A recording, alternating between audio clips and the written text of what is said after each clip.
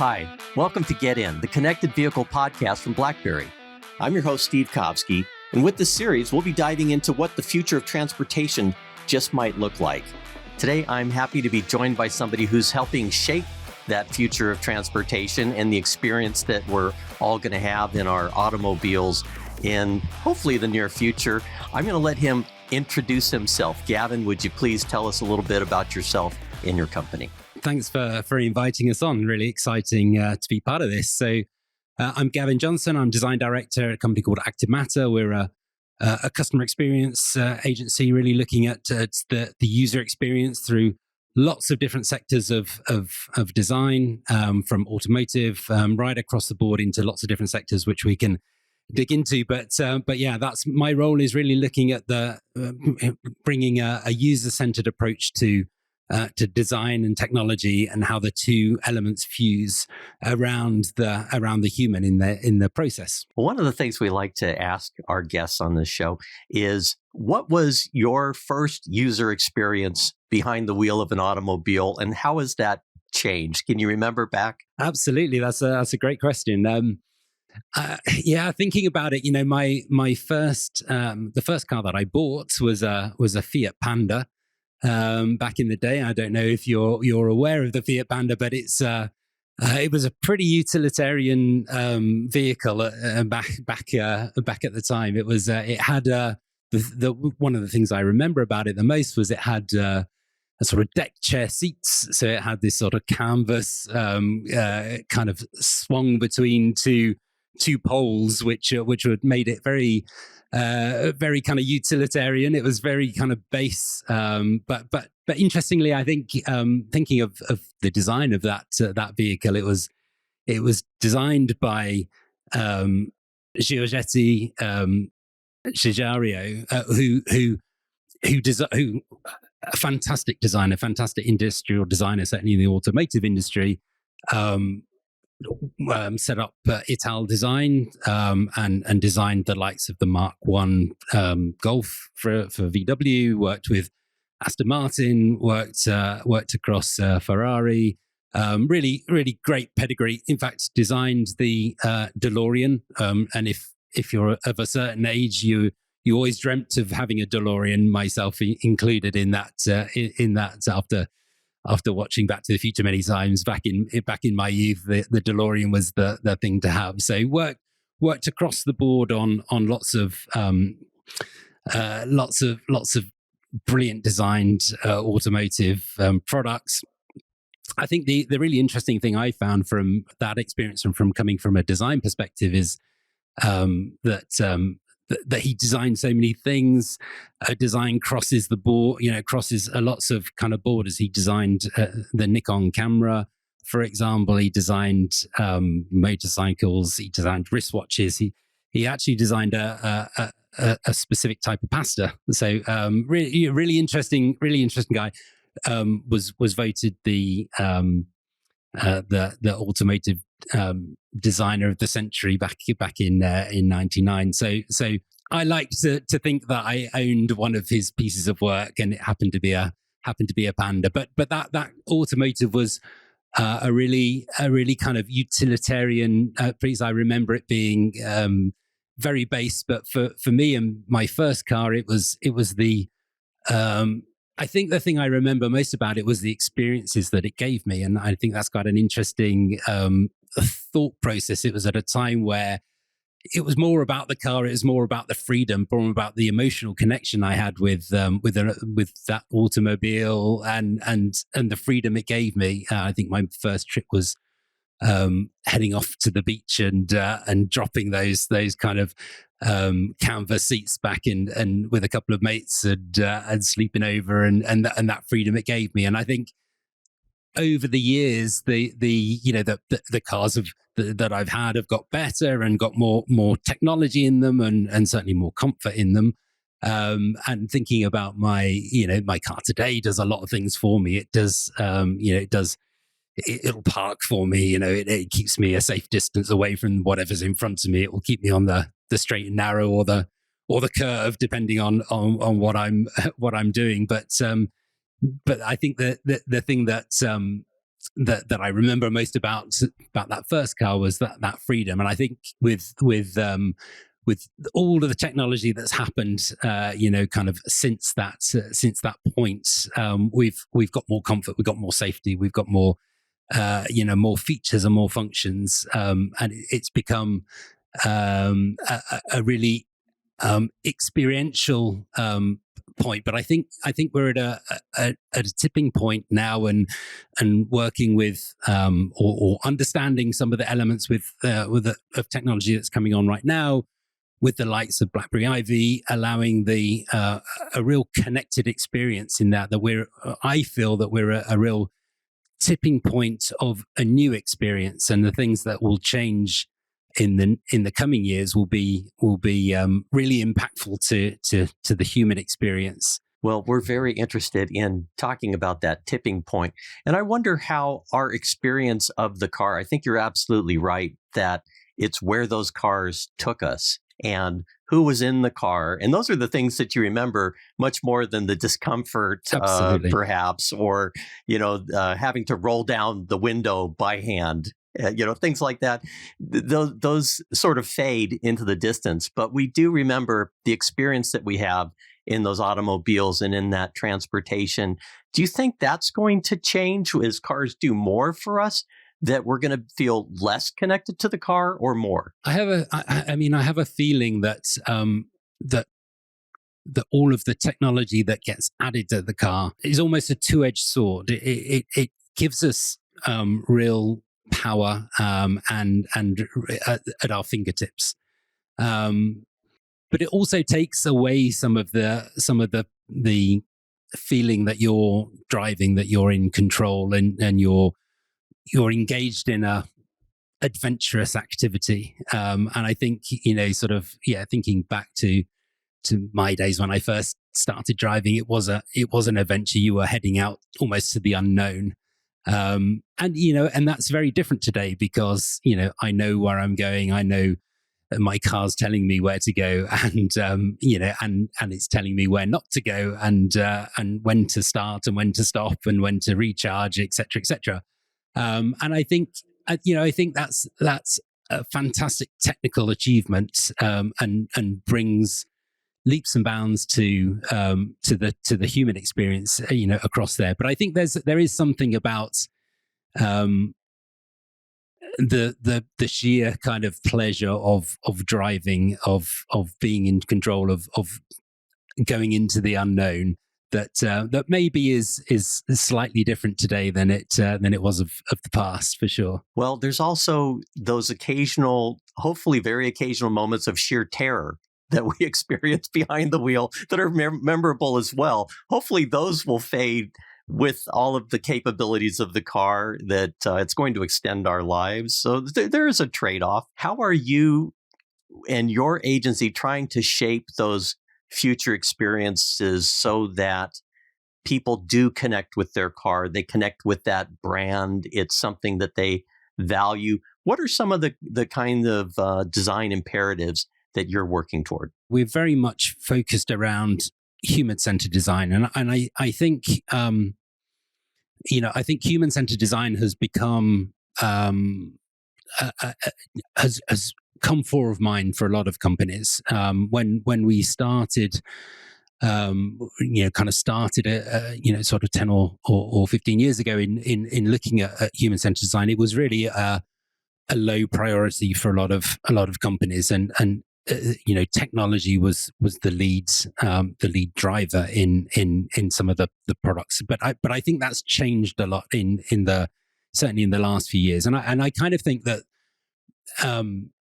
technology has enabled that change as well. That the prevalence of connected cars allows you the opportunity to trial things out, to shape your experiences to the user and the changing user.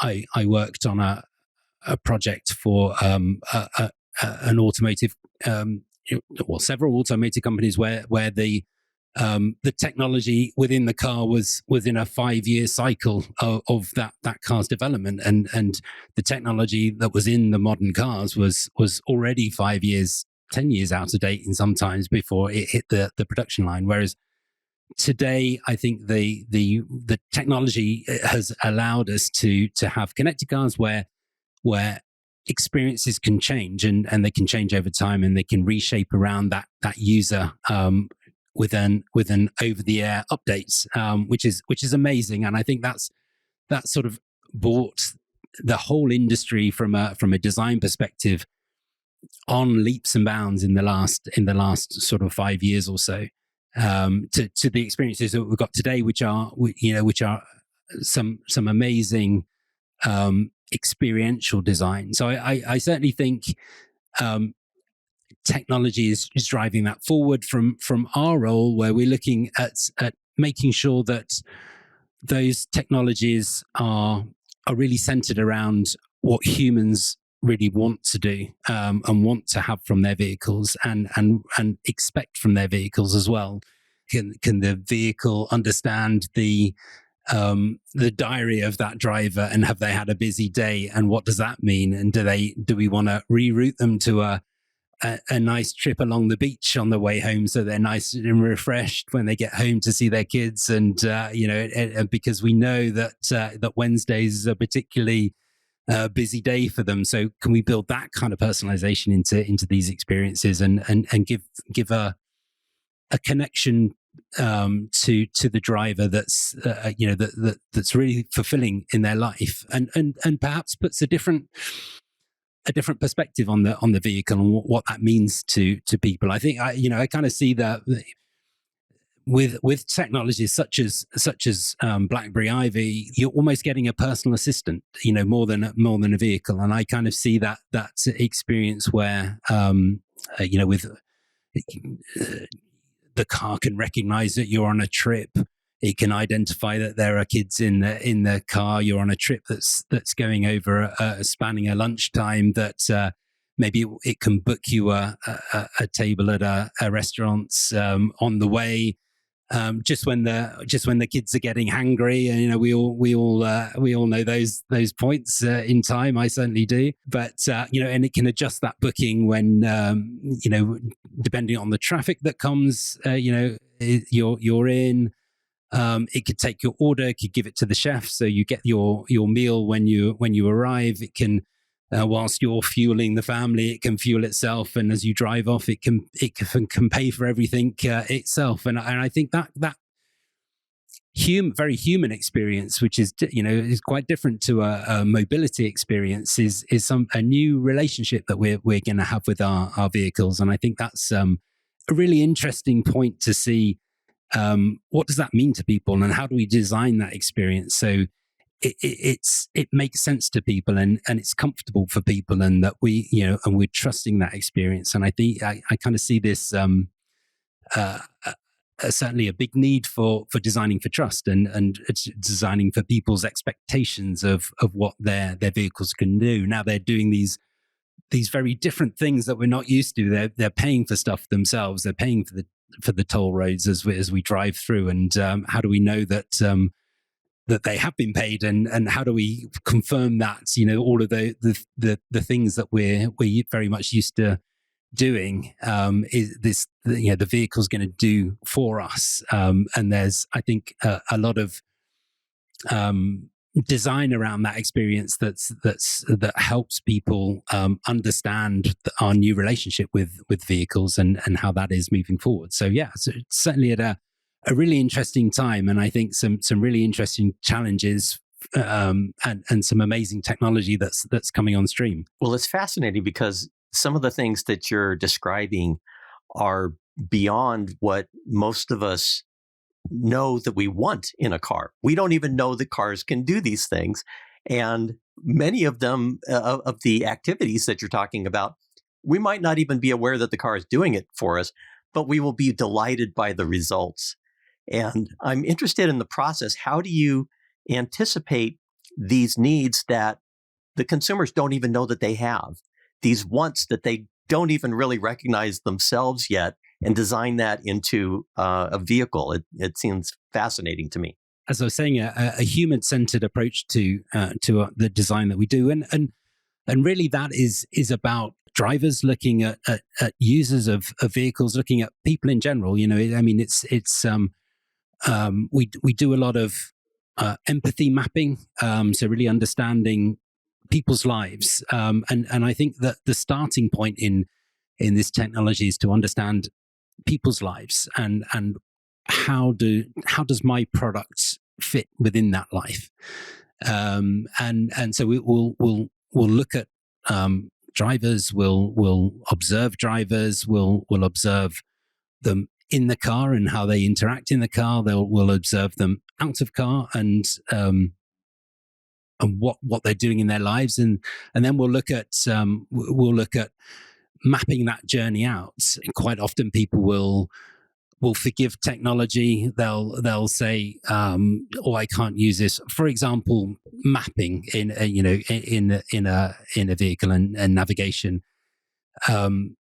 Quite often, you'll observe people blaming themselves for technology, which is maybe not up to par. And I think, you know, navigation for in my perspective, in my opinion, base OEM navigation isn't up to the Google and the Apple. I know from my experience, this is my own personal experience, that if I want to get somewhere and I want to feel comfortable getting there, I'll plug my iPhone in and I'll use CarPlay to get to that destination, and I won't use my native mapping application. It's something that I trust, and maybe I don't trust my internal navigation so much. What we like to do is with that observation, with that empathy, with the kind of journey mapping, is see what stories come out of that. And I think from my perspective, when you collect enough stories, you start to see patterns in those stories, and then you can find those patterns are the things you either need to fix or you need to celebrate. You know, that you might find amazing things in stories that you never realized that your customers were using your product for, or you might find that there's a lot of people talking, you know, within their stories, talking about certain aspects where you realize actually this is maybe something we can we can clean up, we can soften the edges of, we need to focus on, and in that, and I think as humans, we're all kind of attuned to telling stories and understanding stories, and that's where the real truths come out. So we certainly collect stories and look for stories, and that's a foundation point for our design work. When we're looking at prototyping solutions, we'll start with that base level stories and understanding that's where the issues might be. So that's where we come at it from a design perspective, is really kind of start with the human, understand them, and then start to design out prototypes. We like to quickly test, get something in front of people as well. I think again there's an increase in these days of rapid prototyping. There are lots of tools available now for us to rapidly prototype, but it's really key to design, to put that in front of people, and to gauge their reactions quickly, and then iterate on that and build on that. Whereas perhaps times of old, where there were more 6-month, 12-month design cycles that we perhaps were used to. I think that those days are very much in the past now, and it's very much about rapid iteration. But I would certainly say design is a real key aspect to that. I think we come across a lot of brilliant technical solutions, which, when in our experience, when they're put in front of customers, they either are very complex because the design layer hasn't been added to them yet, and they perhaps don't garner an accurate kind of representation of what that technology can do with them. Whereas I think we start off from, I would say that being a designer, but if you start off with with a solid design foundation to your thinking, you can really gain some valuable insight from customers, because a well-designed product should be easy to use. It should be really kind of fit within their lives. And I think, design, to quote another fantastic designer, good design is as little design as possible. And I think, that there's a danger as well, to a degree, in certainly, in lots of areas, but automotive, not, as much as anywhere, is that things get over designed. And again, there's lots of richness. There's huge screens in our cars now. There's screens are getting bigger. Screens are taking over. They need design then, but also, we should focus on great design being as little design as possible to get the user to use that feature, use that function in the most frictionless way possible. That's our philosophy around creating something that's as seamless, gets the job done, meets the need, hits that emotional boundary with as little design as possible. With what can we design out is as much as what can we design in is a key aspect. Well, there's a story that you told me when we first spoke that, and I'm a big believer in stories as well. But this is an engagement that I believe you've been having with a luxury brand. And talk about frictionless. This is somebody getting from point A to point B, and not necessarily all in the automobile. They're also integrating other forms of transportation, but how to make that as comfortable and as seamless as possible.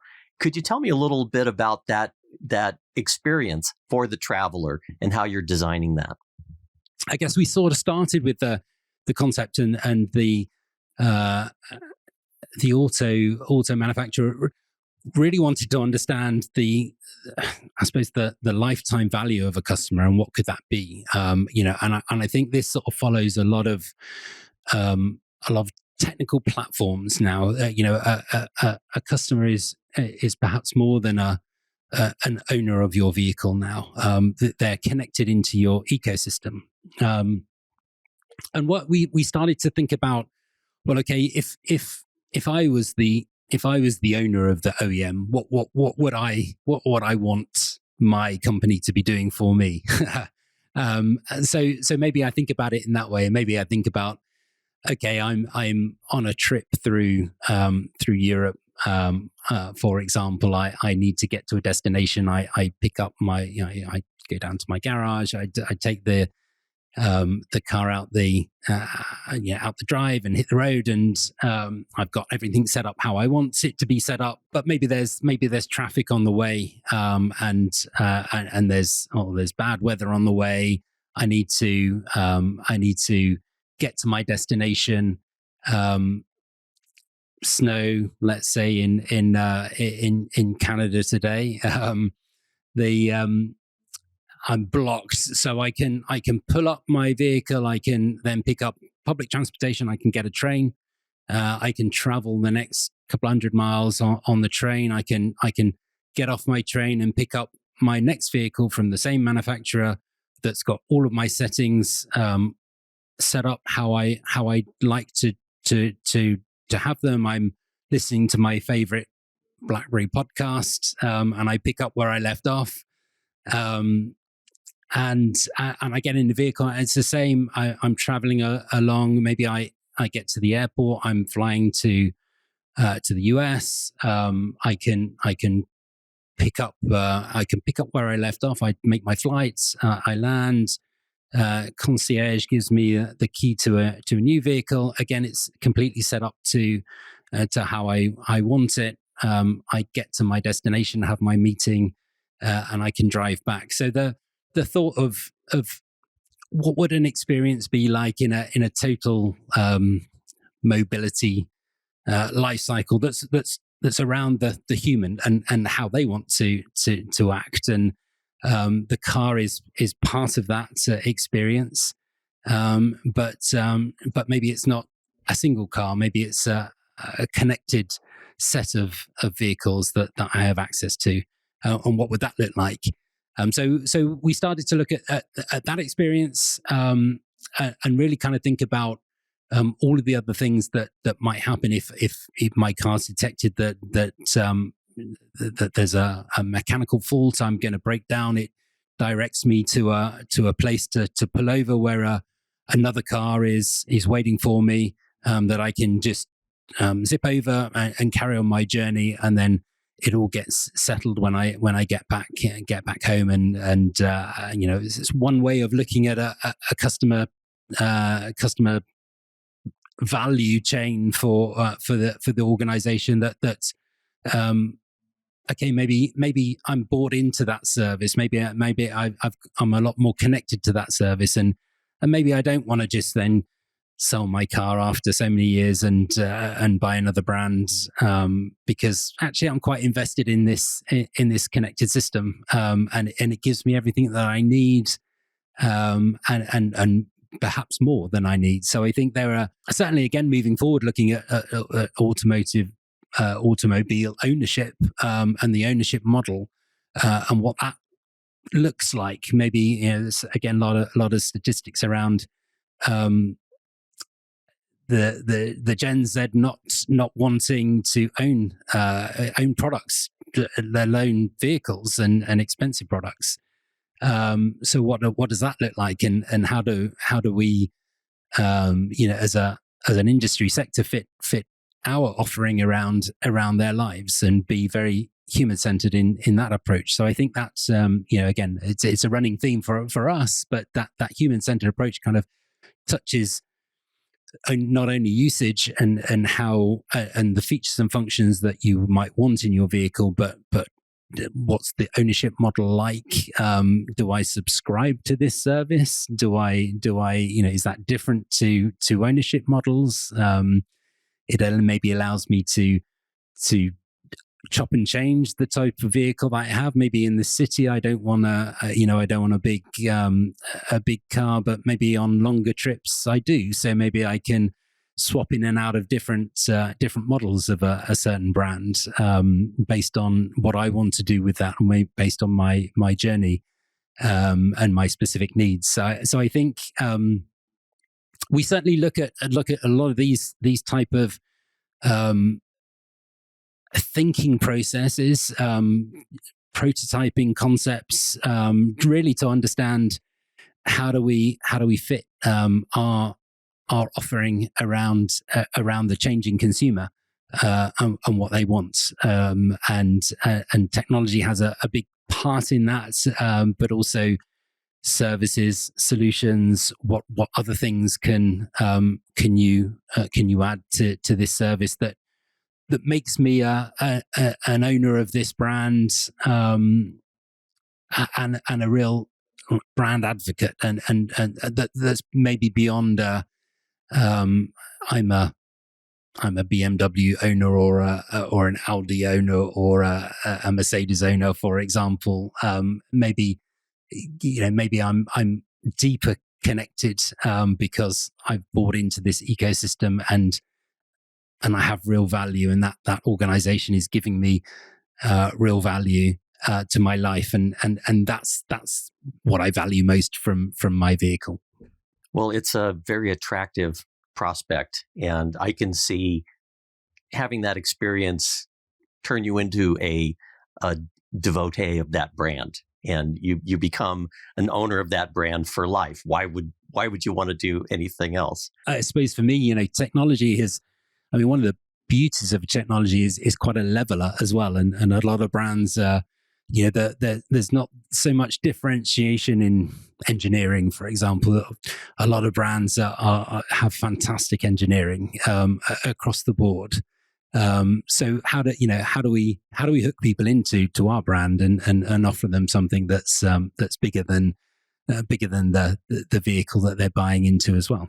Gavin, looking at some of the trends that are happening, one of the things that I think is really fascinating about the examples that you've given is all of those are really technologically entirely possible today. We're not talking about flying cars. We don't need full scale autonomous driving vehicles to make any of these happen. It's really about having the will to do this level of integration and applying perhaps artificial intelligence and some of these technologies that are available so that your car really ends up knowing you better than you know yourself and just provides these delightful experiences on a daily basis. As we look at some of the coming trends, autonomous vehicles, electrification, software-defined vehicles, what do you think are some of the most promising gems there, and how are they going to transform our future experience in the next, say, 3 to 5 years? Certainly for me, I think that the understand that the AI element of vehicles and getting the vehicle to really understand you as a person and connect with you as a person is a really exciting point in time. And I think it's going to certainly change, as we mentioned before, change the experience, our expectations of the vehicle, and what it does for us. I think there's certainly thinking about design and experience that AI is. We're confident in the AI, that we understand what the AI is doing, and thinking about self-driving cars. I mean, I know Tesla are doing some brilliant work about how do you visualize what their AI is thinking, so that the human in the car isn't shocked at what happens and isn't kind of is not surprised, and because surprise is not something that you necessarily want when you're driving or you're sat in a car that's driving you. You don't want to be surprised at what it does. So I think there's some great some kind of great work there. I think that it feels to me like there's a lot of time that we're going to spend in our cars. It's going to be, kind of vehicle dwell time is going to be a thing that happens. So, I kind of think that, and that might be, a lot of time in cars doing non-driving activity, and that might be waiting for it to charge, for example. What are we gonna do in that space? Fast charging will change a lot of that, but there's still going to be time that where that happens. But also with driverless cars or certainly getting towards autonomous driving, there's going to be a lot of time where we're in vehicle, not doing the classical driving activity. But also there's a bunch of other people in the vehicle as well. There's passengers. There's what's their experience like. There's kind of lots of kind of exciting things that will happen here, and I think that kind of prevalence of screens, of a connected experience of thinking about how you kind of buy into a vehicle. I know at CES that Sony brought out a vehicle with fantastic screens and sound, and you can imagine the new Sony movie getting first released on their network of Vision S's and being a completely connected experience that would be something that you might buy into. So I think there's a lot of great things coming on board and coming on stream, and I guess the really exciting things for me is around how we interact with all of that information, with all of that time that we have. What do we do with that? What is it going to be more entertaining?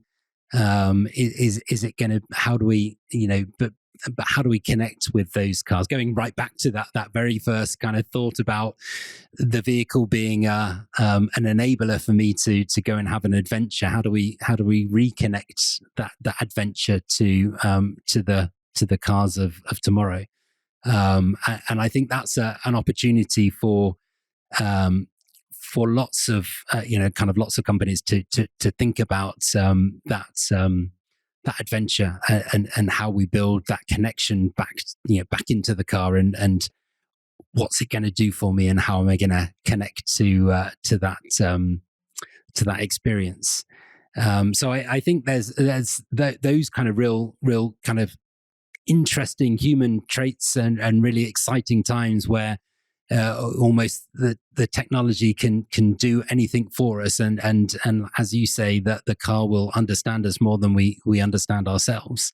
I think that brings some amazing creative opportunities, and I think as well, I feel like new players will come into the market as well, new maybe creative players that maybe with the with the technologies that we have now, with the openness. For example, the BlackBerry Ivory platform can bring in perhaps new players that have been excluded before because they didn't have the access to the technology. So what could we do with that? What could be if we brought in new creative minds and new creative thinking? What might be the possibilities that come out of that? Out of that experience, and if we thought about the car beyond the transportation in its own right, what could we do with it, and what are the possibilities there? So I think there's some really interesting experiential opportunities across the board to bring in that will be opened up by the technology that's coming in tomorrow's vehicles, today's vehicles, in a lot of ways. Well, I'm very excited to see what companies like Active Matter come up with next to delight us as consumers, and also to solve problems for the vehicle manufacturers and for infrastructure and for all of the different players that now are going to be having these conversations within our vehicles and outside our vehicles, bringing us those new experiences. So thank you very much for sharing how your firm works, how your mind works, and how these things are going to shape the new experience of the software-defined vehicle. That's a pleasure. And again, thanks for inviting us on. And it's been really, really great to talk to you. And it's going to be a really exciting time moving forward for us all. So thank you. Well, that's the end of our episode for today. But if you'd like to get more information on the topics or our guest, check out blackberry.com/podcast. Get in. The Connected Vehicle Podcast from BlackBerry is available wherever you get your podcasts. And don't forget to subscribe to keep up to date with our latest episodes.